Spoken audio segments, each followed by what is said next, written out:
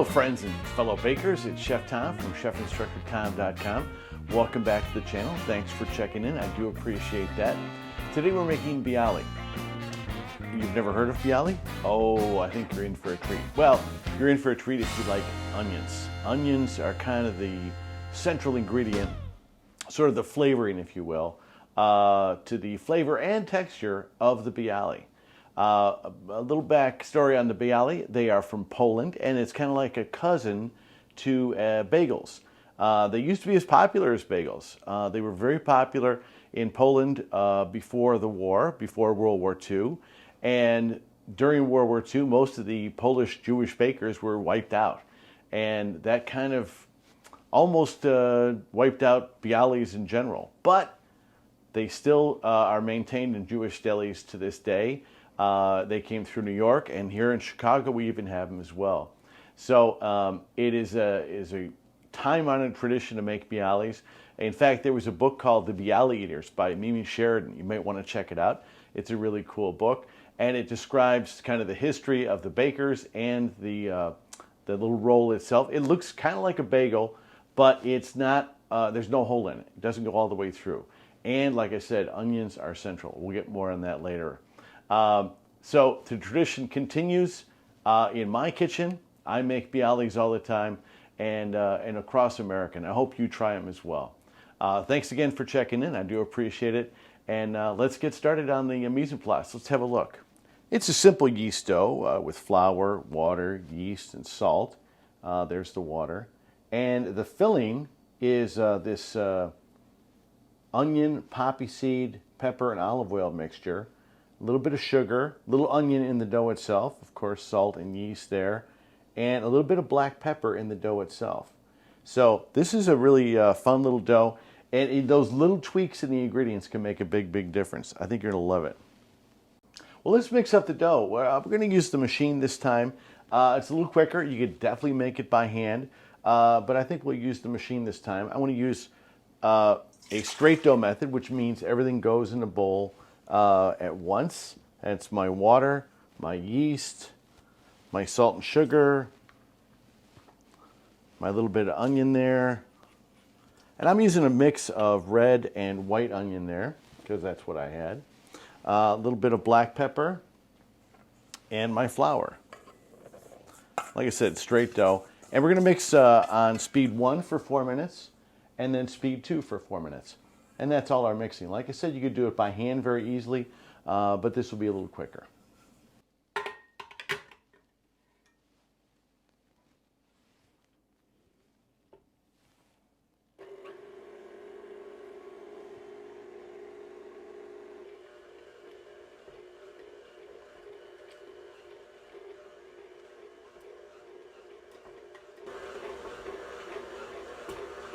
This is going to mix on speed 1 for 4 minutes, and then once the dough comes together, we'll speed it up to speed 2, just a little bit faster for another 4 minutes, for a total of 8 minutes in mixing. After you have the dough mixed, let it rise until double in volume, and then that should take maybe about an hour or so. But if you have a cold kitchen, it will take longer. I've had some folks ask why I don't recommend warming up the water. Well, I find I like a slower initial fermentation. That's just me. The dough gets pretty warmed up in the mixer anyway with the friction from the bowl. But if you want to warm up your water, go right ahead. Just not too hot.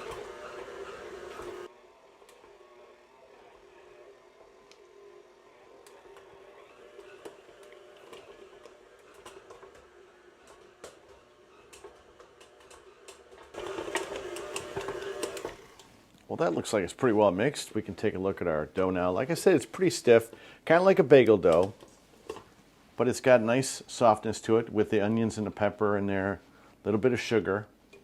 It's a nice soft dough, but it is pretty stiff. Let's put this in a bowl, and we'll keep this covered for an hour. Let it double in size. Like I said, if your kitchen is cold, it'll take a little bit longer. Let's also have a look at this filling now. The filling here is, like I said, poppy seeds, onion, olive oil, a little black pepper, and you just kind of mix it up in a bowl. It doesn't have to be all fancy or anything. But the key to making a good filling, though, is make sure that the onions are minced fine enough Otherwise, they will just pop out when you put them in the oven to bake. But this is some really tasty filling. Another thing people ask all the time is, can I use another filling besides onion? And the answer is yes, you could, but then it wouldn't be too traditional. I like using this one, and even the red and white onions are a little weird. Most people just use a white onion. I did use green onions once on a dare, as it were, and I gotta say they were pretty doggone good. But it's not traditional. But if you want to use another filling and make the same shape, be my guest. It's up to you. Ah, I see the dough has risen nicely. This dough likes to take off pretty quickly, though. As you can see, we have definitely doubled in volume. It's nice and puffy. We have some gas going here. Let's scale the Bialys to 50 grams. As you saw in the previous video, 50 grams is pretty much standard for most of our rolls. And the Bialy, of course, is the same. And we'll just use a bench scraper here.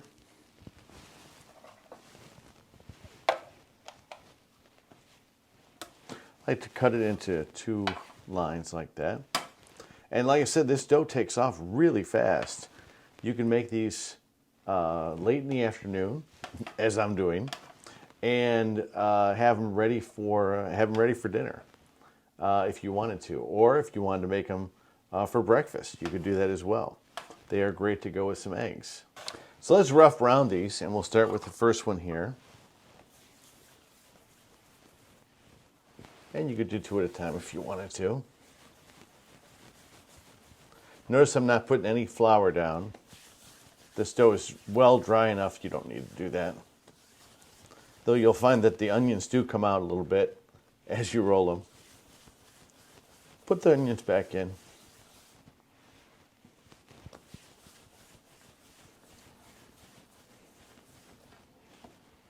So we have a total of 4 by 4, 16, 17 rolls. And you may vary in the size that you get, but 17 rolls is a good place to start. And this is plenty of filling for that. We're going to let those rest for about 5 minutes just to bench them, and then we will come back and round them for their final rounding. After they've rested for about 5 minutes, you can go ahead and finish rounding. And again, remember that rounding technique where I put the thumb on the bench and the little finger on the bench at the same time.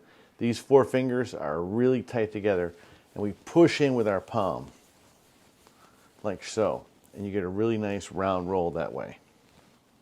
I'm going to put them on my half sheet pan.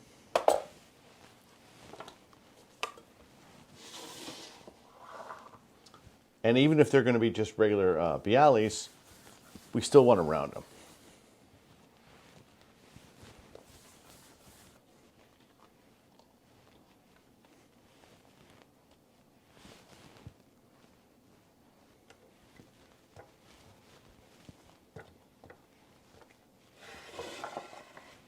Now we've got plenty of room. The final step is to take these guys and really kind of mush them in, almost come down to the centers. You see how it's a very thin membrane that I'm getting there. If you can see in the center there, it has to be really thin or else it's going to pop right up when we put it in the oven. Be very aggressive. And if you want to dock this with a fork, you're more than welcome to. That usually helps for me quite a bit too. But I'm going to do these first, stretch them all out like that. And then I'll re-stretch it once we get the filling in there after they've proofed too. Because these guys want to pop up. They really, really want to pop up a lot. So if you want to have that nice indentation in the center, use these 2 fingers, stretch them out, very thin membrane in the center.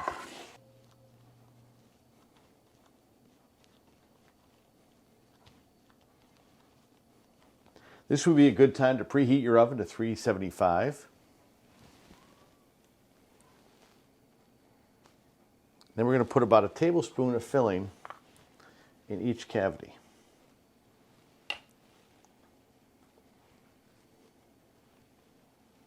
Now these get one more rest. They're going to double in size again. Then we're going to put them in the oven for about 15 minutes.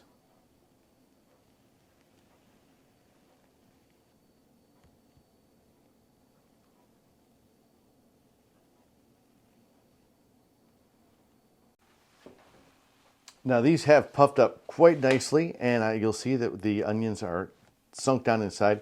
But give each one a little press down just to make sure that we have all those onions sunk down in the cavity there.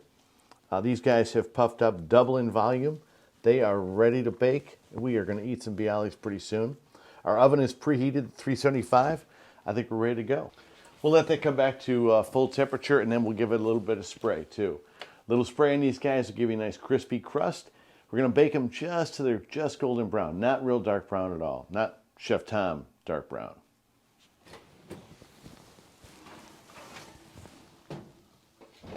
Oh, they came out so nice. You're going to want to cool them on a wire rack. And just a little golden brown is nice.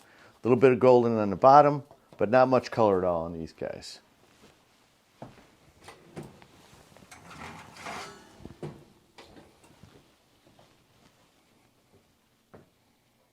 We'll let those cool off, and after they cool off, we'll have a taste. Well, that was pretty easy. That went so fast. Let's have a taste. This is about as brown as you want it to be. You can just open it up, and you'll have some onion maybe fall off of there. Real super soft. Not a real deep flavor by any means. But you taste the sugar and definitely the onions and pepper. And the poppy seeds add a nice little crunch to it too. So, do I need all these rolls today? I don't. So, what I'm going to do is I'm going to freeze most of these guys. And then when I want them, I just defrost them in the microwave and they're ready to go. So, it's okay to have a lot of rolls around. You just keep them in the freezer and they'll be good for when you do want them.